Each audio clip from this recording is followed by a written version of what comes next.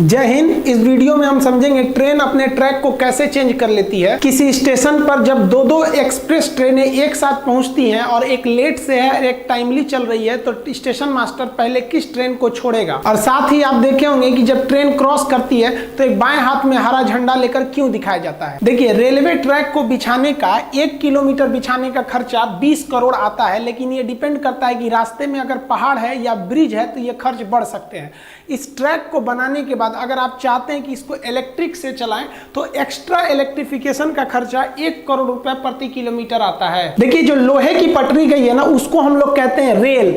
इस रेल पे चलने वाली गाड़ी को कहते हैं रेल गाड़ी। अब ये रेल को ऐसे ही बिछा देंगे तो धंस जाएगा। तो इसको आप पढ़े होंगे कि एरिया बढ़ा दीजिएगा तो प्रेशर कम लगता है। तो एरिया बढ़ाने के लिए इसके नीचे स्लीपर बिछाते हैं। पहले ये स्लीपर लकड़ी के हुआ करते थे, लेकिन बरसात में वो सड़ जाते थे, तो बाद में सीमेंट के स्लीपर को लाया गया। तो ये बीच में जो बिछाए गए स्लीपर है, एक रेलवे में जो ट्रेन में स्लीपर होता है सोने वाला वो अलग है, ये लोहे का हो गया रेल, ये स्लीपर। रेल और स्लीपर को आपस में जोड़े रखने के लिए हम यहाँ पर एक क्लिप का प्रयोग करते हैं जो इस तरह से राउंड शेप में घुसा हुआ है, और क्लिप को फास्टनिंग द्वारा कस दिया जाता है। तो ये फास्टनिंग डिवाइस हो गया। रेल ट्रैक के किनारे बड़े बड़े पत्थर बिछा दिया जाता है। इन पत्थरों को हम बैलेस्ट कहते हैं। ये पत्थर कई रीजन से बिछाए जाते हैं, क्योंकि आप ट्रैक को तो ऐसे बिछा दिए हैं लेकिन उसमें मजबूती कहाँ है, कहीं से बांधे हैं उसको, कहीं से सीमेंट से ढलैया किए हैं, नहीं, तो वो इधर उधर पूरा ट्रैक ही इधर से उधर हो जाएगा ट्रेन के लोड से। इसलिए वो इधर उधर ना घस के हम लोग क्या करते हैं, ट्रैक पर पत्थर बिछा देते हैं ताकि उसको एक जगह शेप मिल सके। साथ ही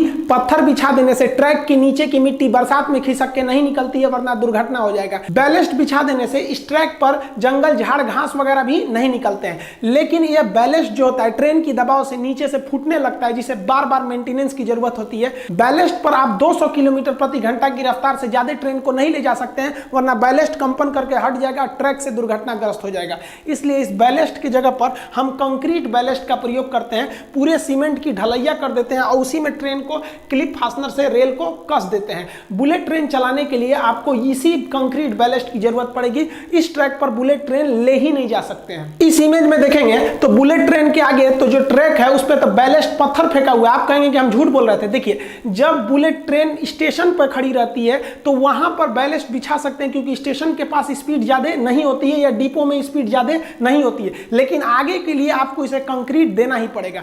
दिल्ली मेट्रो देखेंगे तो दिल्ली मेट्रो का स्पीड ज्यादा नहीं है, फिर भी उसे कंक्रीट बैलेस्ट पे ही ले जाया जाता है, जिसका रीजन यह है कि दिल्ली मेट्रो ब्रिज से ज्यादातर गुजरी है, और अगर इस पे पत्थर रखेंगे तो वो पत्थर नीचे गिरेगा तो किसी का सर फोड़ सकता है, वाइब्रेशन के कारण वो गिर सकता है। लेकिन वही दिल्ली मेट्रो जब जमीन पर चलती है, कहीं कहीं वो जमीन पर है, कहीं सुरंग में है, कहीं ऊपर है,